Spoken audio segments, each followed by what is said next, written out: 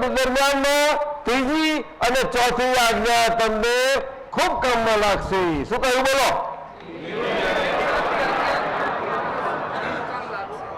અને ત્રીજી ને ચોથી આજ્ઞા દિવસ દરમિયાન તમે જેટલી શુદ્ધ આત્મદ્રષ્ટિના ઉપયોગથી કામમાં લેશો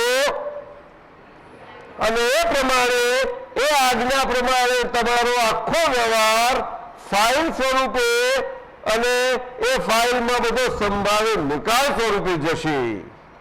તો આ વ્યવસ્થિત શક્તિ જ કરતા છે એ સહેજા સહેજ તમને અનુભવ થતો જશે. તમને આજ્ઞા આપવામાં આવી છે એ આપેલી આજ્ઞા સ્વરૂપ રહેવી એ એટલું આસાન નથી. એટલું સમજી લેજો. સમજાય છે? આ તમને બધાએ કહેવું ના જોઈએ મારે.